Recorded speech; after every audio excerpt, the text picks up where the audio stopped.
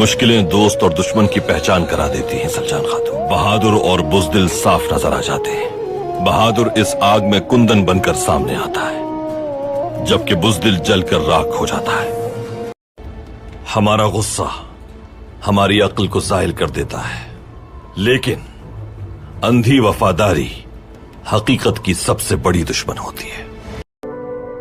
अल्फाज तब तक आपके होते हैं जब तक वो आपके दिल में पोशीदा रहे। ये अल्फाज खजाना होते हैं, इसलिए इन्हें हर वक्त हर किसी के सामने अदा नहीं करना चाहिए। सिपाहियों, जंग मर्दों का काम है। ये शमशीर से नहीं, दिल से लड़ी जाती है। ये ख्वाहिश से नहीं, अक्ल से लड़ी जाती है। दुश्मन जल्दबाजी से नहीं, सुकून से काबू किया जाता है।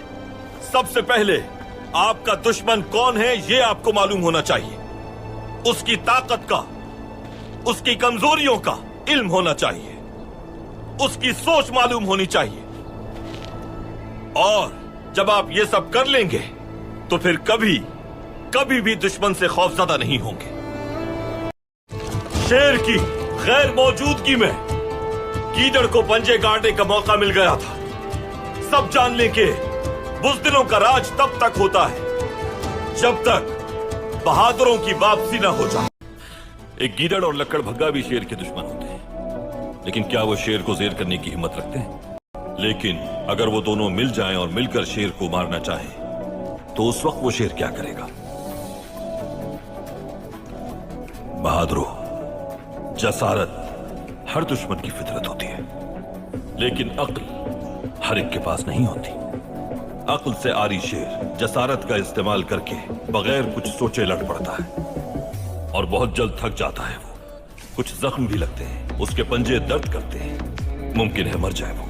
लेकिन एक अक्लमंद शेर किसी भी सूरत उस वक्त उनसे नहीं उलझता। सबसे पहले वो उन्हें आपस में लड़वाता है, वो चारा डालता है उन्हें। जब गीदड़ और लकड़भग्गा आपस में चारे के लिए लड़ रहे होते हैं तो अक्लमंद शेर इंतजार करता है उनका घात लगाकर।